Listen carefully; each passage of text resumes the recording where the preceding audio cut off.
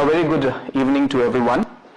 Again, this is part of the daily briefing that I'm giving to the press and the people of the state.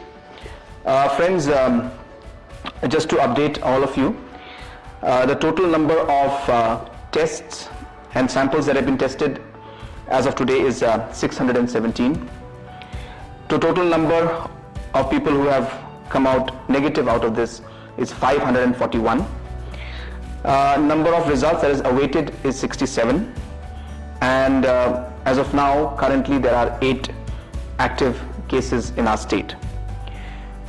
We have screened 24,382 people in total. In the helpline numbers, we have received 49,391 calls till date. In the contact tracing that was done from the case that came up, we have 140 who are in the primary contact list and close to 4,755 who are in the secondary contact list.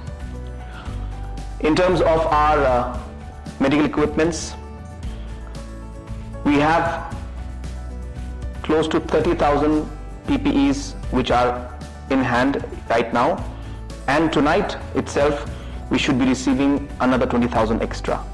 So we should be having close to 50,000 PPEs by this evening. We have over 3,24,000 3-ply masks.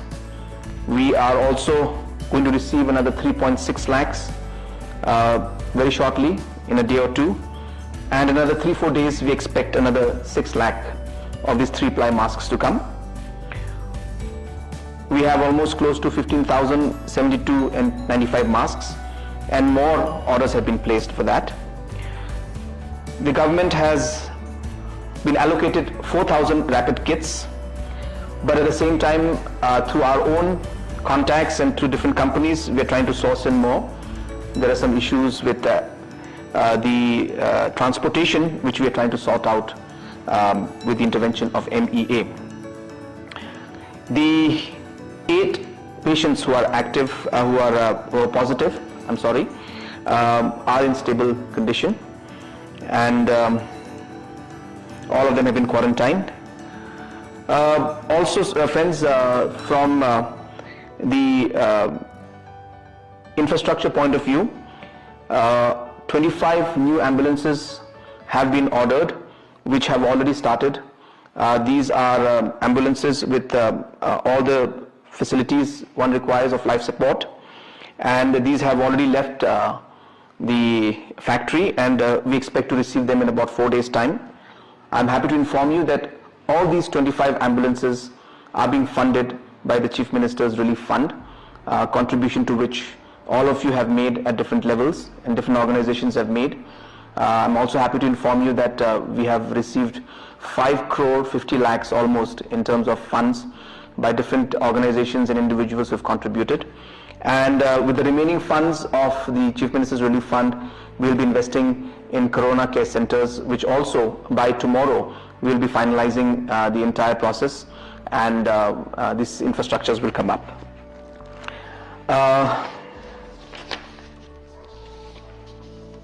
Friends, also we have decided that the grocery shops and essential commodities will be now open for 4 days in a week.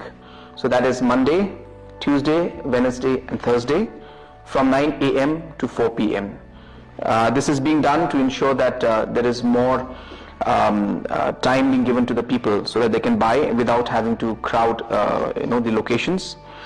At the same time, we are also ensuring that for the wholesaler shops, the rest of the 3 days will be used. This will not be for public, but this will be mainly for the wholesalers and the retailers, so that the stocks can be increased by the retailers in different locations. So the wholesaler shops will be open for 3 days. That's Friday, Saturday, Sunday, and mainly for the public, it's going to be 4 days, which is Monday to Thursday, from 9 a.m. To 4 p.m. These were the basic updates in terms of numbers. I also had visited today the civil hospital, and we had a detailed meeting with Director Health Services and the different doctors from civil hospital, and we simply reviewed the entire situation in civil hospital, and to ensure that all issues and all preparedness, everything is taken care of.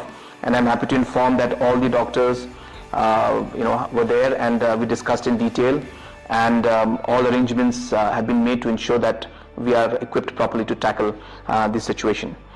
I was joined, of course, in that meeting by the Honorable Deputy Chief Minister and by the Honorable Health Minister, apart from the Superintendent and doctors of Civil Hospital and the Director Health Services.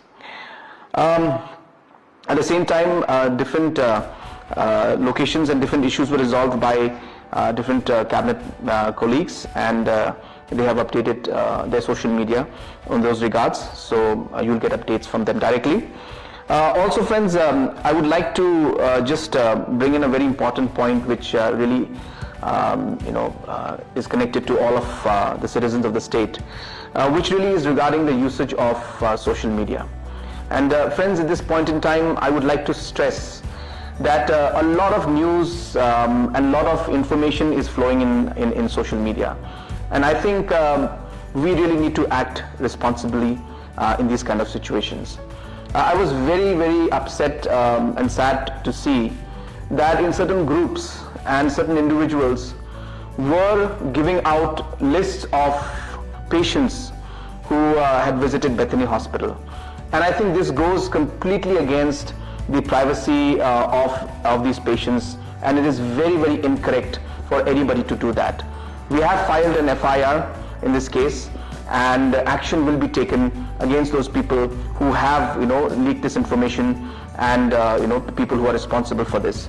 But I would like to appeal to the people of our state that if we also want to be responsible in our way, then please don't encourage the reposting and forwarding of these kind of messages.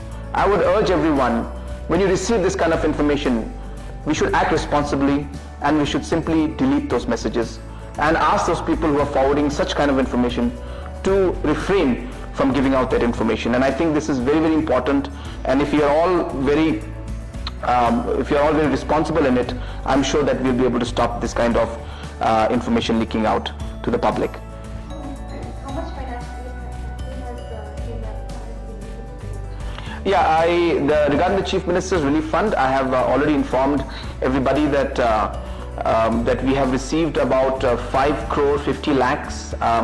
It could be plus minus a bit, but roughly 5 crore 50 lakhs has been received.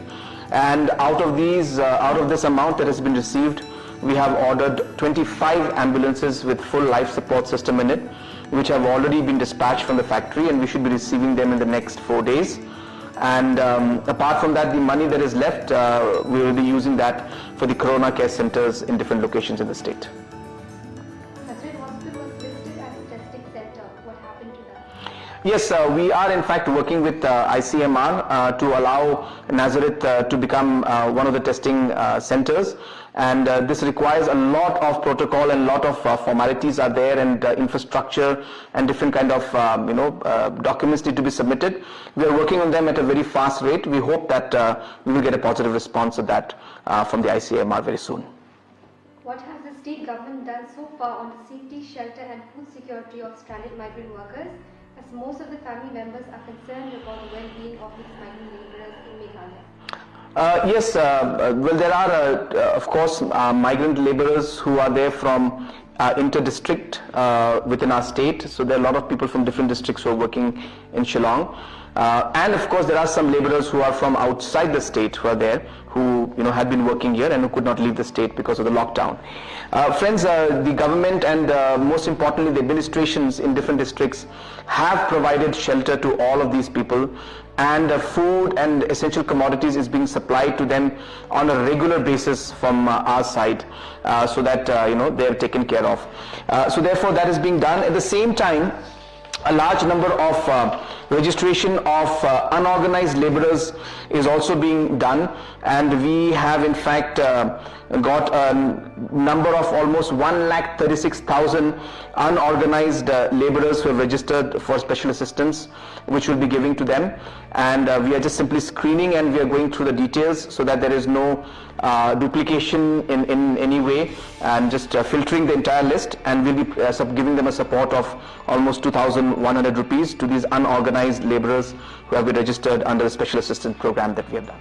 Apart from nasal and throat swab, is the government also conducting antibody testing in the blood, especially for people who do not show symptoms of COVID-19? Yes, I think it's very important to keep in mind that like many countries have done, testing is the way forward for us.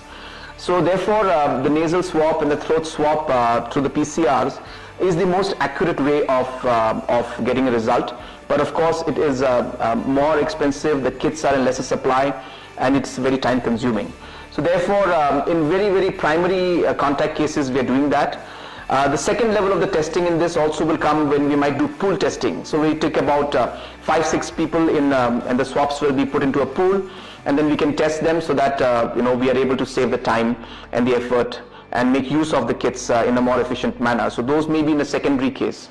Then there's a third way of testing, which is what we call the antibodies test, which is done by taking a small blood sample and seeing if there are antibodies in the blood, and that is where the rapid test kits come into play. So we have received about 4,000. We are going to receive 4,000 of those kits, and at the same time we have also ordered separately from private companies, because 4,000 will be coming from the government side, and we will be receiving, as I said, another. We'll be buying another for 20,000, which is, as I said, is stuck with in the factory because of some MEA clearance, which we are working on.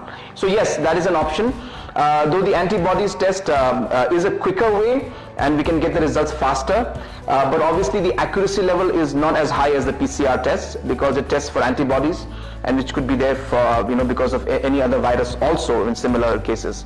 So therefore it is a quicker way but not as accurate, but I think in the given circumstances most of the countries are going for that, and definitely as a state and as a country we are moving forward in that line, and more such tests will be conducted in the future.